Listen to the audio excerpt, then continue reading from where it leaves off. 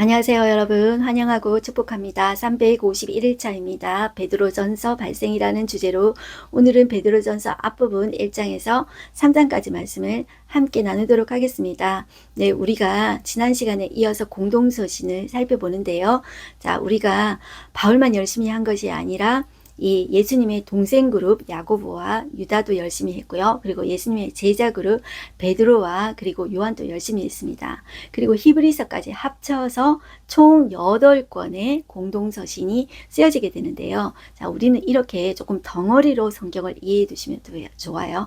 그래서 사복음서 하고 사도행전 연결해서 사도행전은 누가가 썼다 그랬죠. 누가는 바울의 동역자입니다. 그래서 연결되어서 사도행전과 바울서신 13권 딱 연결하고, 그리고 바울만 열심히 한 것이 아니라 동생 그룹, 제자 그룹 열심히 했다 해서 공동서신 8권, 그리고 마지막에 요한계시록, 신약이 100년 정도 걸쳐서 이렇게 딱 짜여져 있다. 이렇게 보시면, 큰 덩어리로 보시면 되겠습니다. 자, 이렇게 해놓고요. 우리 기도하고 시작하겠습니다. 사랑의 하나님, 감사합니다. 오늘도 저희를 말씀 앞으로 불러주시니 감사합니다. 하나님, 이 베드로가 하나님 평안한 가운데 이 베드로 전서를 쓴 것이 아니라, 하나님, 이 네로 황제가 기독교인들을 정말 로마에 불을 질렀다는 그런 죄명을 덮어씌워서 박해가 정말 말도 못하게 이루어졌을 때 이 베드로 전서를 썼습니다. 하나님 아버지, 얼마나 고난이 심했을까요? 그 고난 가운데 버텨낼 수 있는 것은 오직 예수 그리스도를 바라봄이었습니다. 그 베드로는 예수님과 3년을 동고동락했습니다. 같이 살면서 이제는 예수님을 눈으로 볼 수 없지만 그 예수님에 대한 추억이 고스란히 그의 온몸에 남아 있습니다. 그의 하신 말씀이 그 가슴 속에 새겨져 있습니다. 그 예수님이 너무나도 보고 싶었습니다.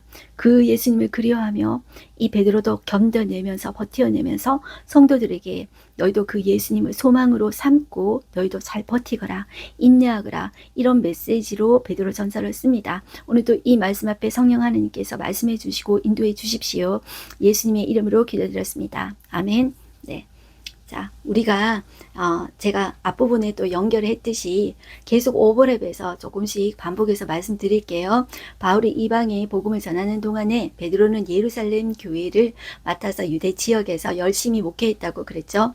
초기의 로마는 여러분들 기독교를 유대교의 한 종파로 생각했어요. 그래서 인정을 했는데 박해가 시작되었는데 이제 베드로가 이제 이렇게 이방에 돌아다니면서 사역할 때는 로마 황제의 박해가 시작된 거예요.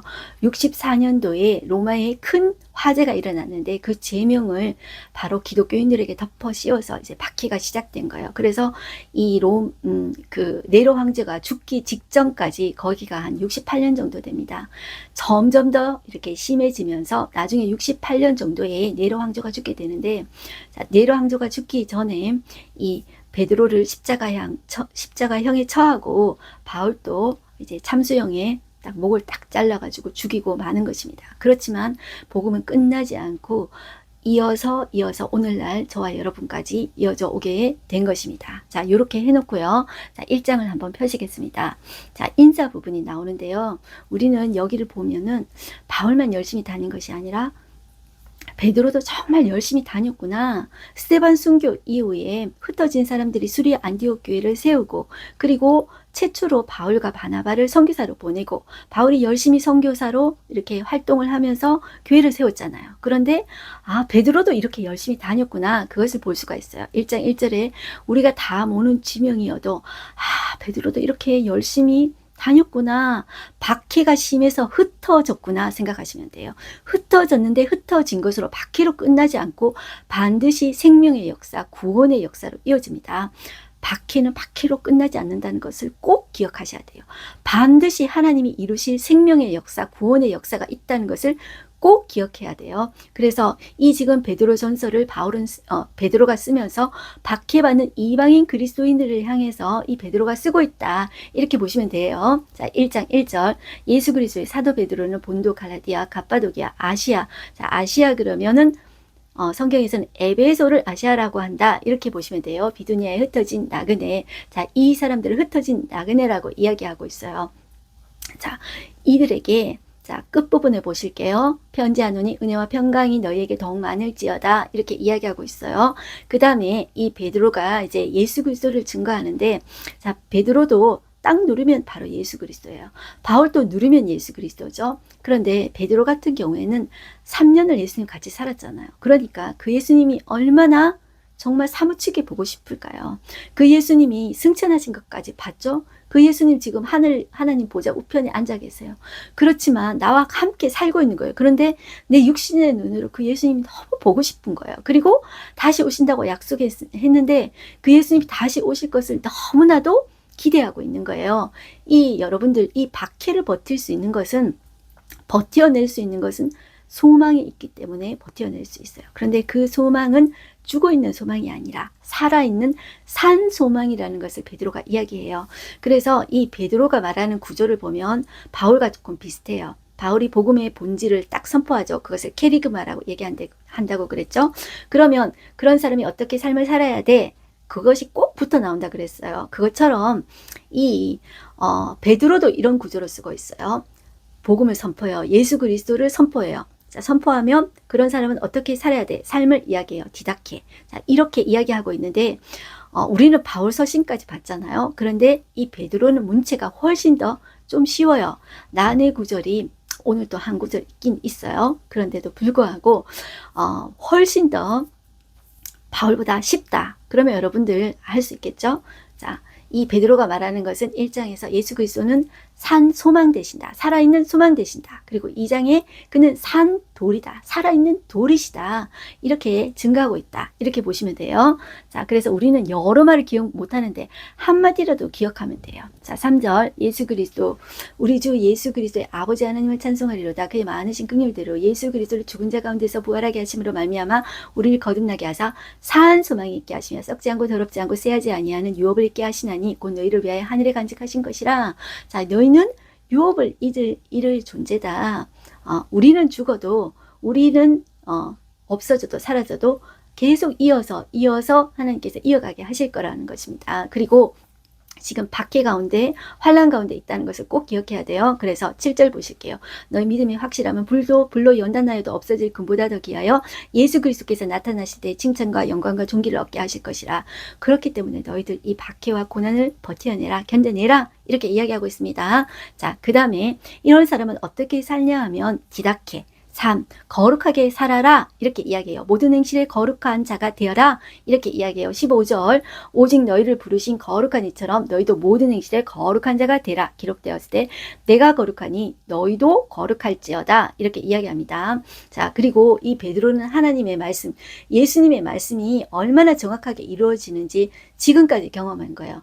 자, 예수님을 기준으로 해서 AD 이렇게 이야기하죠. 그러니까 예수님이 33세에 돌아가셨잖아요. 자, 그리고 지금이 그로부터 한 지금 64년 정도다 생각하면 돼요. 그러니까 예수님이 살아생전 쭉 이어서 30년 뒤에 지금 베드로가 이것을 쓰고 있다 이렇게 생각하셔야 돼요. 그런데도 그 예수님이 하신 말씀과 그의 표정과 그의 치치가 베드로에게는 여전히 남아있는 거예요. 그가 구약 성경을 인용하시던 그런 모습들이 여전히 남아있는 거예요. 그것이 얼마나 정확하게 이루어졌는지를 베드로가 자기가 아는 거예요. 그래서 예수님 하시던 것처럼 계속하고 있는 거예요. 자, 그래서 말씀을 이야기하고 있는데요. 자, 22절 너희가 진리를 순종함으로 너희 영혼을 깨끗하게 하여 자, 거짓이 없이 형제를 사랑하게 이르렀으니 마음으로 뜨겁게 서로 사랑하라 이야기하죠. 자, 바울도 이야기했는데 하나님께서 쓰시는 것은 금그릇, 은그릇, 나무그릇, 질그릇이 있는데 깨끗한 그릇을 쓰신다 그랬죠. 자, 이 거룩, 정결함은 우리에게 나오는 게 아니에요. 우리에게 있는 개념이 아니에요. 근본적으로 우리는 정결함, 거룩함을 싫어해요. 자, 그런데 어떻게 우리의 영혼이 깨끗해질 수 있어? 거룩하게 될 수 있어? 진리를 순종함으로 깨끗하게 되어지는 거예요. 자, 그리고 말씀에 대해서 이야기하고 있어요. 23절 너희가 거듭난 것은 썩어질 씨로 된 것이 아니요 썩지 아니할 씨로 된 것이니 살아있고 항상 있는 하나님의 말씀으로 되었느니라. 자기가 그 30년 예수님이 부활 승천하시고 나서 그 30년 뒤까지 왔는데 그 말씀은 살아있다는 거예요.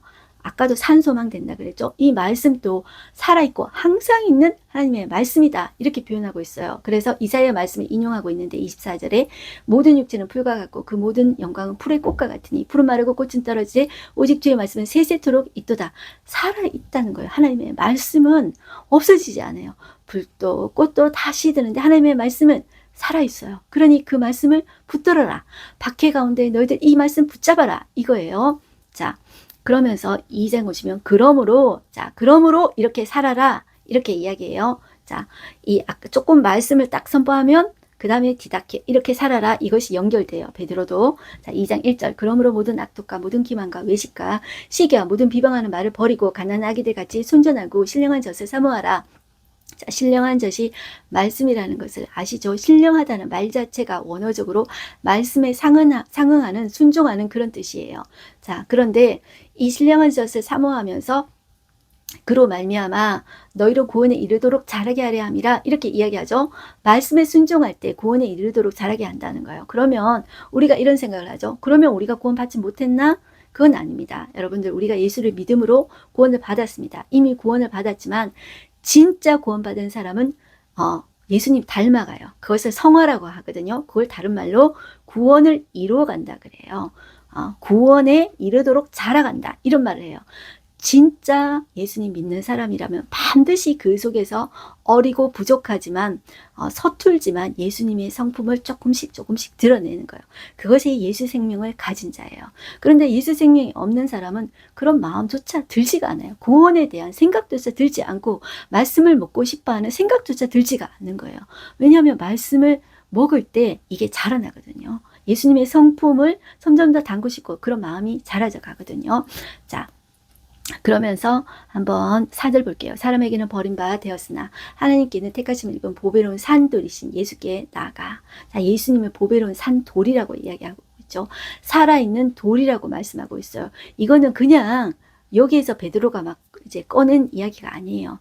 이미 이제 구약 성경에 이런 말이 있어요. 7절에 보면 그러므로 믿는 너희에게는 보배이나 믿지 아니하는 자에게는 건축자들이 버린 그 돌이 모퉁이의 머릿돌이 되고 또한 부딪히는 돌과 걸려 넘어지게 하는 바위가 되었다 하였느니라. 그래서 여러분들 그 예수님을 산돌이라고 이야기했다. 베드로는 이렇게 보시면 돼요. 그래서 다시 올라가 볼게요. 5절 너희도 산돌같이 신령한 집으로 세워지고 자 우리가 세워지는 거예요. 예수님처럼 예수님이 산돌일 뿐만 아니라 너희도 산돌같이 이렇게 집을 하나하나 벽돌 올려서 짓듯이 너희도 신령한 집으로 세워져 나간다는 거예요. 예수님 닮아서 성화롭게 성화되어져 간다는 거예요. 자, 예수님이 산돌이고 너희도 산돌같이 되어져 간다. 너희도 산돌이다. 이렇게 이야기해요. 자, 그래서 신령한 집으로 세워지고 예수 그리스도로 말미암아 하나님이 기쁘게 받으실 신령한 제사를 드릴 거룩한 제사장이 될지라. 자, 바울은 너희가 로마서 12장에 보면은 너희가 영적인 제사를 드려라. 삶으로 산 제사를 드려라. 이야기하고 있죠. 이 베드로는 신령한 제사를 드릴 거룩한 제사장이 될지라. 이렇게 이야기하고 있습니다. 예수님 닮은 사람은 다 제사장 역할을 하게 되는 것입니다. 자, 그래서 여러분들 아까 이제 인용한 구절은 읽었는데요. 자, 9절 한번 볼게요.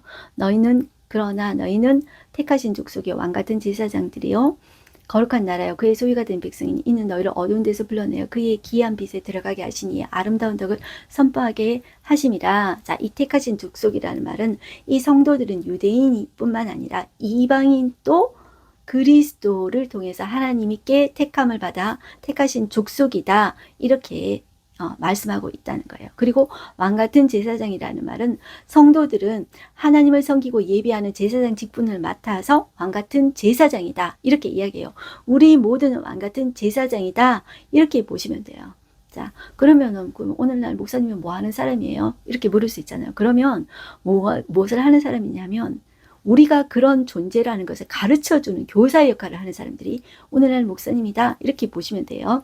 자, 그래서 너희들은 이렇게 살아라. 자, 하나님의 종과 같이 살아라. 이렇게 이야기하면서 11절 사랑하는 자들아 거름인과 나그네 같은 너희를 권하노니 우리가 1장 1절에도 베드로가 나그네다 이렇게 표현을 했죠. 자, 그런데 여기에서도 사랑하는 자들아 거류민과 나그네 같은 너희를 권한다 이렇게 이야기하면서 육체를 거슬러 싸우는 육체의 정욕을 제거하라. 자, 이것은 인간의 기본 욕구를 말하는 것이 아니라 욕심이죠. 탐심을 제어하라. 컨트롤하라. 이 말입니다. 그 다음에 13장 인간의 모든 제도를 주를 위하여 순종하되 혹은 위에 있는 왕이나 혹은 그가 악행하는 자를 징벌하고 선행하는 자를 보상하기 위해 보낸 총독들에게 하라. 자, 베드로는 순종하라고 했는데 그러면 베드로가 지금 네로 황제 박해 시대 때 있었잖아요. 그러면 네로 때도 그러면 순종해야 되는 거 아니야? 그가 황제잖아. 순종해야지.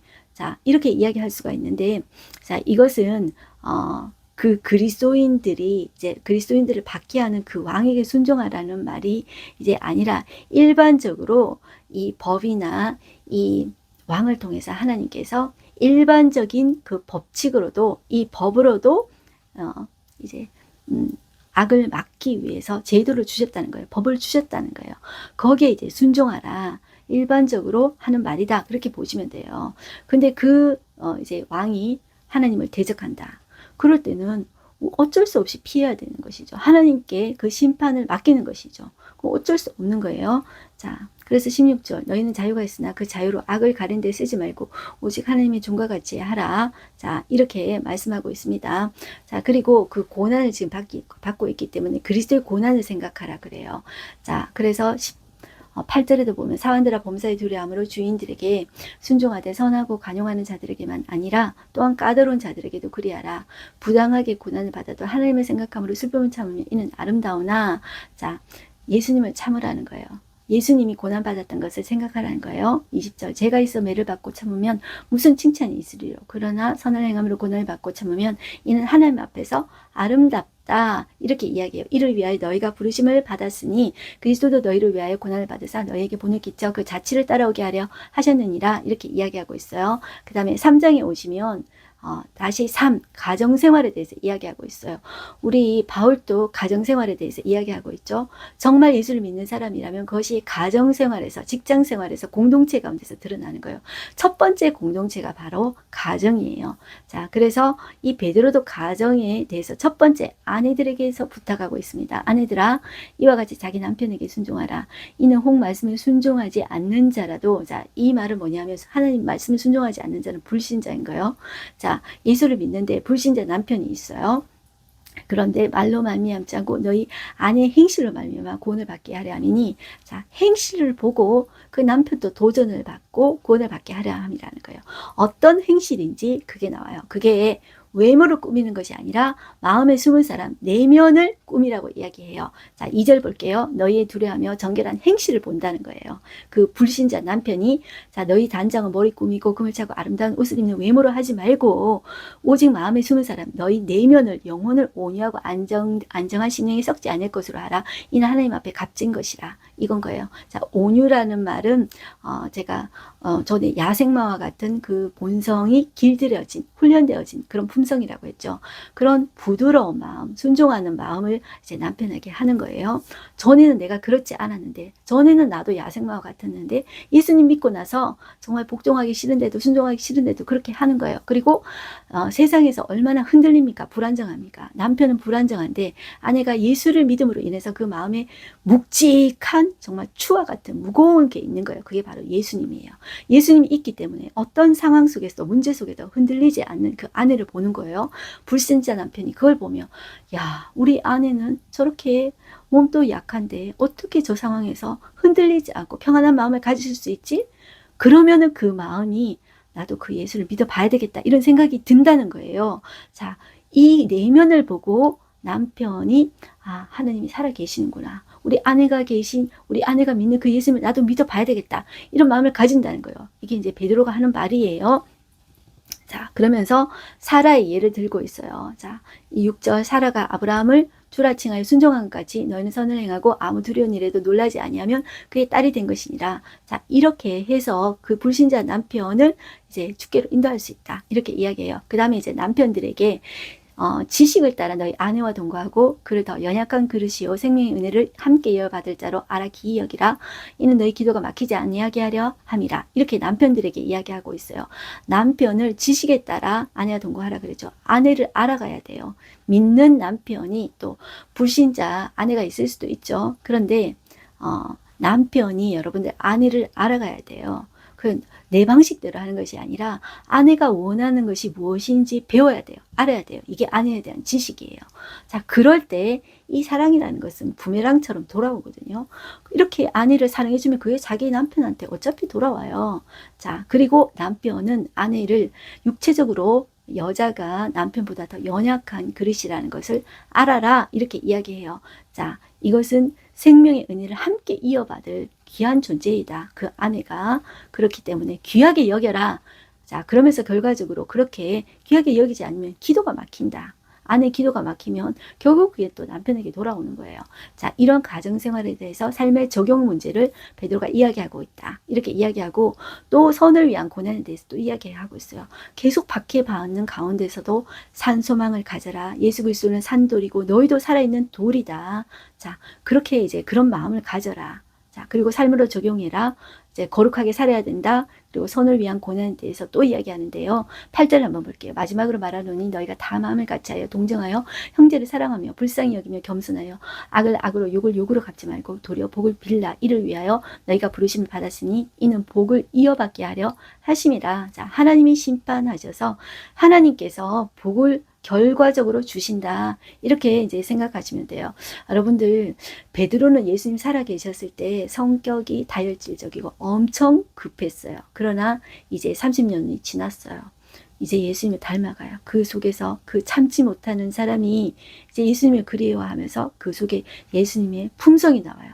그러면서 너희들 예수님 닮아가야 된다. 선을 위해서도 바로 화내는 것이 아니라 고난을 받을 줄도 알아야 된다. 이런 말을 해요. 자, 그래서 이런 말 들어보셨습니까? 3초를 못 참아서 30년 고생한다. 이런 말도 있습니다. 그래서 우리가 화가 나고 그럴 때 말이 막 바로 나오려고 할 때 한 3초를 꼭 참아보는 것입니다. 그렇게 하면서 예수님을 생각해 보는 것입니다. 그러면 또 넘어가고 그렇게 할 수 있는 것이죠. 자, 그리고 13절 보시면 또 너희가 열심으로 선행하면 누가 너희를 헤아리요. 그러나 의를 위하여 고난을 받으면 복 있는 자다.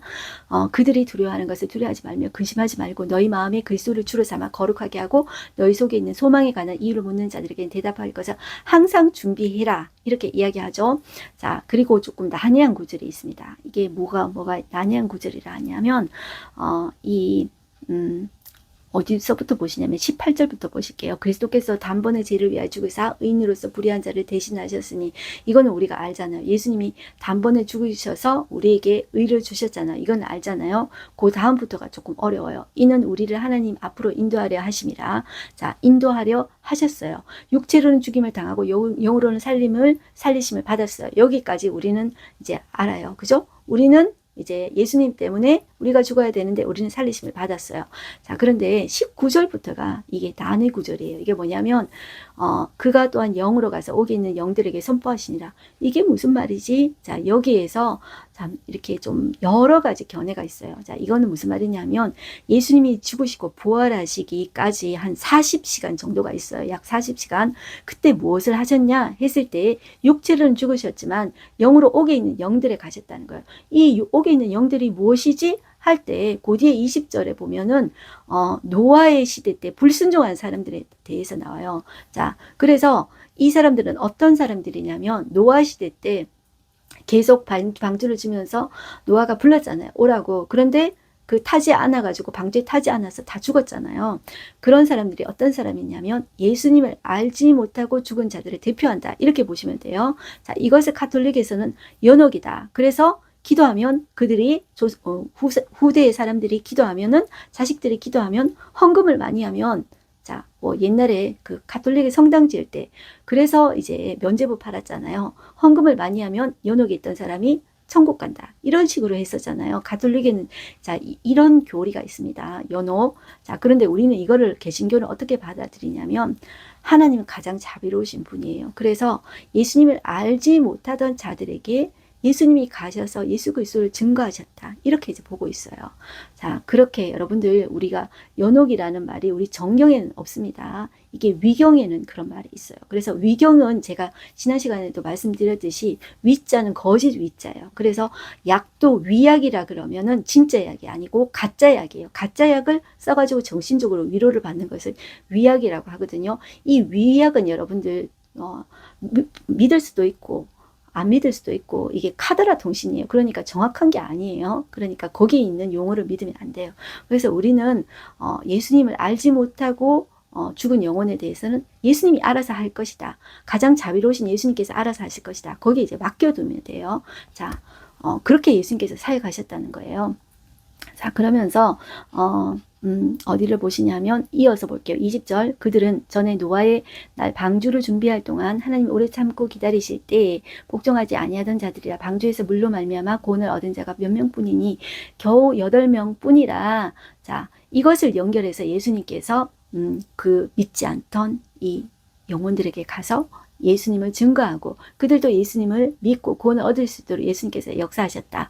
자, 이런 이야기를 우리는 개신교에서는 이제 받아들이고 있다. 이렇게 보시면 돼요. 자, 21절 물은 예수 그리스도께서 부활하심으로 말미암아 이제 너희를 구원하는 표니 곧 세례라. 자, 이것을 세례하고 연결시키고 있어요. 이는 육체의 더러운 것을 제하여 버림이 아니요 하나님을 향한 선한 양심의 강군이라. 이 말이 어렵죠. 자, 이 과거의 물은 심판의 도구였어요. 그런데 이 물은 세례로 연결해서 이 내면의 죄를 씻어주는 하나님께로 인도하게 하는 그런 세례다. 이렇게 이제 이야기하고 있어요. 그래서 이 구원에 대한 이 문제는 이제 하나님께 맡기면 되는 거예요. 자, 그러면서 22절 보시면 그는 하늘에 오르사 하나님 우편에 계시니 예수님 지금 어디 계시다고요? 지금 베드로가 예수님 승천해서 그것 지금 보았잖아요. 그죠? 그리고 예수님 살아생전에 내가 하나님 우편에 올라간다. 그 이야기 들었었잖아요. 자, 우편에 계시고 천사들과 권세들과 능력들이 그에게 복종하느니라. 자, 그 예수님이 그분이 그 자녀들을 보호하고 인도하신다. 이렇게 이제 베드로는 말하고 있습니다. 오늘 하루 한 절 말씀 보겠습니다. 예수 그리스도의 사도 베드로는 본도 갈라디아 갑바도기아 아시아와 비두니아에 흩어진 나그네에게 이제 편지한다. 이렇게 1장 1절에 이야기하고 있는데요. 자, 이 예루살렘 성도들도 스데반 이제 순교 후에 이렇게 이곳저곳으로 흩어졌다고 그랬죠. 자, 이 바울도 이렇게 열심히 흩어져서 사역하고 베드로도 이렇게 열심히 사역했다는 것이에요. 자, 표면적으로는 봤기 때문에 흩어진 것처럼 보이지만 그 안에는 놀라운 하나님의 선교 전략이 숨어서 있다고 했어요. 자, 표면적으로는 나그네지만 실상은 선교적 존재들이라는 거예요. 복음을 위해 우리는 정말 흩어진 나그네와 같은 사람으로 살고 있는지 여러분이 이제 저와 여러분이 생각해 봤으면 좋겠어요. 자, 우리가 박해를 받는 것, 흩어진 것, 그것으로 끝나지 않는다는 것을 꼭 기억하시고 반드시 예수 생명이 있는 자는 그 생명의 역사를 하나님께서 거두게 하신다. 이렇게 보시면 돼요. 다만 하나님의 때와 내 때가 다른 거예요. 그것을 생각하면서 포기하지 말고 우리는 예수 그리스도의 생명을 가진 자로서 살아있는 산 소망을 가진 자로서 그렇게 살아가는 저와 여러분들 되십시다. 기도하겠습니다. 살아계신 하나님 아버지 감사합니다. 이 베드로는 지금 30년이 지났습니다. 그 예수님이 너무나도 보고 싶고 그리웠습니다. 그 예수님 다시 오실 것을 그리워하고 있습니다. 그 예수님을 산 소망 되신 분이시다. 산 돌이시다. 그리고 그 예수님이 하신 일을 이야기하고 있습니다. 그 예수님이 그 하신 일이 그 베드로가 끝부분에 조금 난해 구절로 옥에 가서 예수님이 육체로는 죽으셨지만 영으로는 옥에 있는 영혼들에게 가서 예수 그리스도를 증거하시고 그들 또한 구원하신다. 이렇게 말씀하셨습니다. 이 베드로는 우리가 지금 알아듣기 어려운 용어로 말을 했지만 우리는 그 구원에 대해서 예수 그리스도께 맡깁니다. 하나님 아버지 오늘도 우리를 통하여서 예수 그리스도가 증거되기를 하나님은 원하십니다. 하나님 이 베드로 시도 때 네로 황제 때 그렇게 박해받으면서 사람들이 구멍을 파고 무덤 속에 들어가서 살기도 하고 저 먼 곳으로 가서 굴을 파고 그리고 몰래 살았습니다. 그들은 예수 그리스도의 생명을 가진 자로서 살았습니다. 그들이 박해받고 죽은 것 같지만 그것으로 끝나지 않았습니다. 예수 생명이 살아있다는 것을 오늘날 우리에게도 증거합니다. 하나님, 우리가 오늘도 이 자리에 앉았지만 하나님께서 우리가 예수 그리스도가 살아있다는 것을 성령으로 증거해 주십니다. 오늘도 하나님 예수 그리스도의 증인으로서 우리가 살아내는 우리가 되어지게 하여 주시옵소서. 예수님의 이름으로 기도드렸습니다. 아멘. 승리하십시오. 여러분들 화이팅입니다.